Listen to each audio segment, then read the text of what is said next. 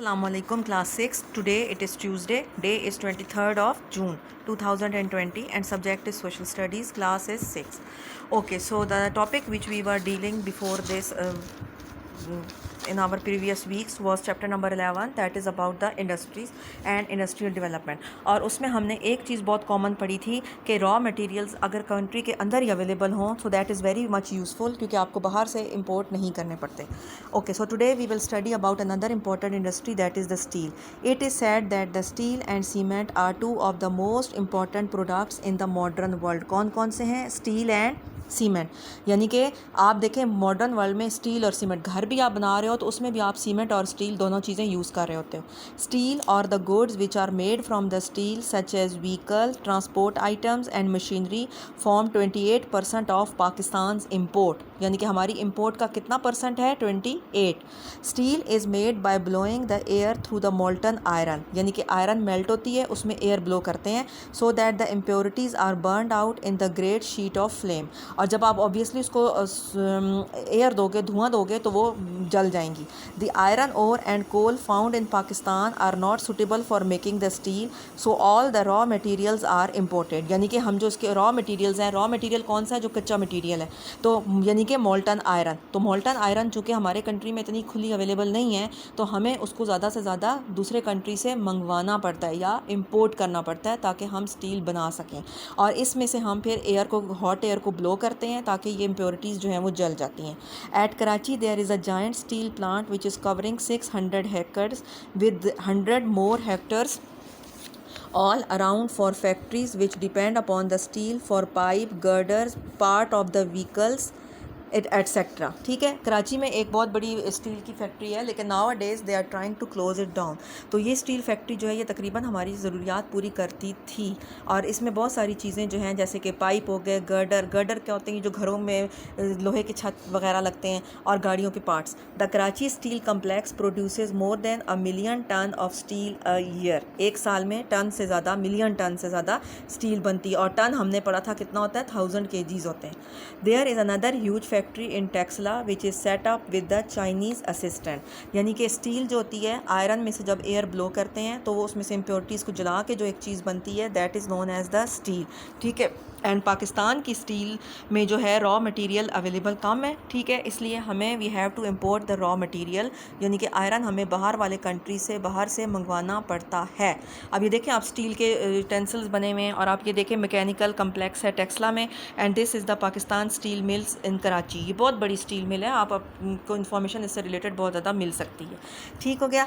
Then next one is carpets. Carpets are the 8 largest export products of Pakistan, earning $283 million in 2006. The wool from the tough hardy mountain sheep is ideal for making the carpet and rugs. यानी कि वूल किस चीज़ की use होती है? जो mountain की side पे जो बड़ी बड़ी भारी शीप होती है, यानी कि जिसके ऊपर बहुत ज़्यादा वूल होती है, that is use to make the carpets. Some are made in the factories but the best one are still made by the hand in people home where all the family can take part. ठीक है ना, जो इन Afghanistan side पे या जिन इलाकों में सर्दियाँ पड़ती हैं, तो सर्दियों में लोग अमूमन अपने घरों में बैठ के जो है वो चीज़ें बनाते हैं. The designs are traditional and the skill is pass from one generation to the other. Next is the sports equipment. Cricket bats, wicket sticks, balls, hockey sticks, other sport equipment rank 6 in Pakistan export. यानी कि ये सारी चीज़ें पाकिस्तान की exports में आती हैं. Earning $300 million. Sport goods are made from local wood and leather. Sialkot is the leader in the sport goods manufactured in Pakistan. सही हो गया. अच्छा, उसके बाद हम और एक इंडस्ट्री आ जाती है, कॉटेज इंडस्ट्री. कॉटेज इंडस्ट्री क्या होती है? अब फैक्ट्रियाँ तो बहुत बड़े लेवल पे होती हैं. कॉटेज इंडस्ट्री क्या होती है? लोगों ने अपने घरों में बनाया होता है. जिस तरह कुछ घरों में ख़वातीन ज्वेलरी बनाती हैं, कुछ घरों में ख़वातीन कपड़े सीती हैं, एम्ब्रॉयड्री करती हैं. So that is the cottage industry. This is the making of the good in the people's own home, often with the all the family working wait not engage in the field or elsewhere. यानी कि जो लोग घरों से बाहर काम नहीं करते, तो तमाम फैमिली आपकी जो है वो कॉटेज इंडस्ट्री में लग जाती है. Often they use the material from their own land, leather या wool etc. As the people do not have the technical training or expensive equipment, the products are very simple but the demand considerable skill. For example, embroidery, decorated shoe, ethnic jewelry, carved and other good for tourist end of course carpets. ठीक है ना, ये सारी चीज़ें लोग अपने घरों में बनाते हैं। एम्ब्रॉयडरी करती हैं ख़वातीन, क्योंकि उसके लिए उन्हें सारी चीज़ें अपने घरों से मिल जाती हैं। शूज़, खुसे वगैरह जो बनते हैं। एथनिक ज्वेलरी, आप देखें ज्वेलरी, आप हमजा साइड पे जाएं, you can see many beautiful handmade jewelleries. Carved and other goods, carved goods कौन से होते हैं? ये जो बर्तनों के ऊपर नक्शो निगार बने होते हैं। फॉर द टूरिस्ट, और टूरिस्ट आते हैं and then the tourist they buy, और ये उन लोगों की इनकम का बहुत इंपॉर्टेंट ज़रिया भी है। End of course the carpet, cottage industries often supply the local needs such as blacksmith, cart and furniture makers and potters, यानी कि जो लोकल लोग होते हैं उनको ये ज़्यादा सप्लाई करता है। They also provide the job of the local people. Some cottage industries have even grown into the small factories. मतलब कि अगर आप अपने घर में ही बैठ के काम कर रहे हो, आपको कहीं बाहर नहीं जाना पड़ रहा, तो क्या हो रहा है कि आपको एक तो घर में जॉब मिल रही है, आपको अपने घर में इनकम मिल रही है, आप अपने घर के अगर मटीरियल्स यूज़ कर रहे हो तो फिर आपको कहीं कोई चीज़ कहीं से लाने नहीं पड़ेगी। They make the sport goods, cutlery and small engineering products such as the electric fans. Cottage and small scale industries are usually based in the villages and are great importance to the government, and they state supply training and money to set up the small workshops. ठीक है ना, तो इनको जो है वो हुकूमत जो है वो सप्लाई सब लोगों को ये चीज़ें कर रही होती है।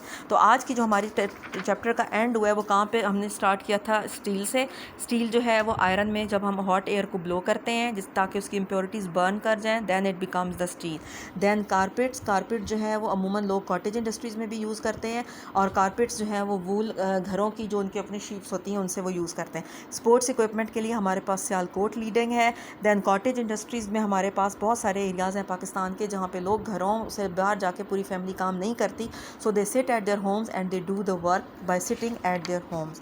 ठीक है, और इससे उनको जॉब भी मिलती है, इससे उनको अपने घर में ज़रूरियात पूरी करने का मौका भी मिलता है।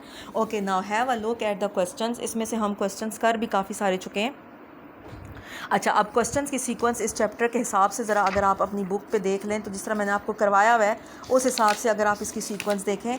क्वेश्चन नंबर 1 हमारा जो था दैट वाज दिस वन।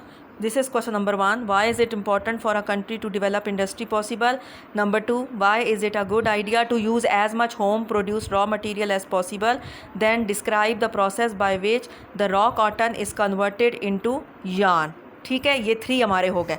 अब उसके बाद पीछे आ जाएं, एक दो क्वेश्चन मैंने आपको और एक्स्ट्रा भी लिखवाए हुए थे 3 के बाद। This one is question number 4। Draw a figure showing the stages of cotton processing. ठीक, इसके साथ 4 लिख लें। इसके साथ क्वेश्चन 5 लिख लें। Write down the uses of salt, gypsum, sulphur and limestone. Then इस वाले क्वेश्चन के साथ 6 लिख लें। What is the process of cement making. ठीक, then question 7, draw a figure showing the process of cement making. This is question 7।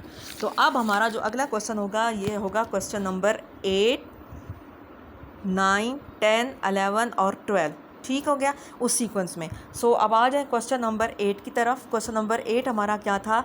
Where are the sulphur mines located in Pakistan. तो question क्या वो कह रहा है कि सल्फ़र माइंस पाकिस्तान में किस किस जगह पर लोकेटेड हैं। For the answer come to this page, prepare the page properly. ठीक है, उसी तरह डेट और डे लिख के और क्वेश्चन अपना ऊपर लिखेंगे। Where are the sulphur mines located in Pakistan. Question number is 8। Question की सीक्वेंस यही रखेंगे क्योंकि पेपर में या टेस्ट में जो है वो मैं क्वेश्चन इसी सीक्वेंस से दूंगी। So the sulphur mines are located in Kohe Sultan range in Balochistan. Balochistan में एक बहुत बड़ा पहाड़ों का सिलसिला है जिसको कि हम कोहे सुल्तान कहते हैं। उसकी उन पहाड़ों में हमें सल्फ़र के ज़ख़ीरे जो हैं या सल्फ़र माइंस जो हैं वो मिलती हैं। Where are sulphur mines located in Pakistan. The sulphur mines are located in Kohe Sultan range. किधर? Kohe Sultan range in Balochistan. Then question number 9. Where are the cement manufacturing plants located in Pakistan? Pakistan में सीमेंट बनाने वाले प्लांट्स कहाँ पर हैं? आंसर क्या है? The cement manufacturing plants are located in Khairpur, Chakwal, DG Khan and Hub in Balochistan. ठीक, 9 क्वेश्चन क्या था हमारा? 8 क्या था? Where are the sulphur mines located in Pakistan. They are located in Kohe Sultan range in Balochistan. ये आंसर लिखेंगे। क्वेश्चन 9 है, उसका आंसर क्या लिखेंगे? क्वेश्चन क्या लिखेंगे? Where are the cement manufacturing plants located in Pakistan. The answer is the cement manufacturing plants are located in Khairpur, Chakwal, DG Khan and Hub in Balochistan. ठीक हो गया। क्वेश्चन 10 पे आ जाओ। Why does government consider cottage and small scale industry so important, यानी कि government जो है वो कॉटेज इंडस्ट्रीज़ को इम्पॉर्टेंट क्यों करती है। Number 1, they are considered important because they provide income in the areas where there is very little except agriculture. ठीक है, यानी कि वो जो है उन इलाकों में भी इनकम प्रोवाइड करती है जहाँ पे लोगों की इनकम कम होती है। Number 2, they try to prevent the migration to the cities where accommodation और वर्क इज़ लेस, यानी कि अगर लोगों को उनके घरों में ही काम मिल जाएगा तो फिर वो सिटीज़ की तरफ नहीं जाएंगे और सिटीज़ में फ़्लो जो है वो लोगों का कम होगा, जिसकी वजह से उनको वर्क जो है वो वहाँ पे मिलेगा। Number 3, they supply training and money to set up the small workshop, लोगों को अपने घरों में स्मॉल वर्कशॉप सेट करने के लिए भी ट्रेनिंग एंड मनी चाहिए होता है, तो उसके लिए भी उनको पैसे मिल जाएंगे। तो क्वेश्चन नंबर 8 देख लें, 9 देख लें, 10 देख लें, 1, 2 एंड 3। और 10 का एक पॉइंट जो है मेरा ख्याल है मैंने कहीं आगे लिखा हुआ है। Number 4, they use the materials from their own land, यहाँ तक, यानी कि उनकी अपनी ज़मीन से जो मटेरियल आता है वो उसी मटेरियल को यूज़ करते हैं। तो आज का आपका काम जो है वो क्या है कि आपने question number 8, question number 9, question number 10 अपनी कॉपीज़ पे कंप्लीट कर लेना है। क्वेश्चन नंबर, इसको एक साइड पे देख लें, इस साइड ये है, ठीक, और दूसरी साइड पे आप क्वेश्चन नंबर 10 का जो एक ये लाइन लिखी हुई है ये लिख लेंगे। ये फिर नेक्स्ट हम लेक्चर में अगले करेंगे ज़रूर, नेक्स्ट लेक्चर में, ठीक है। आई होप कि now this lecture is clear to you, so please complete your copies carefully.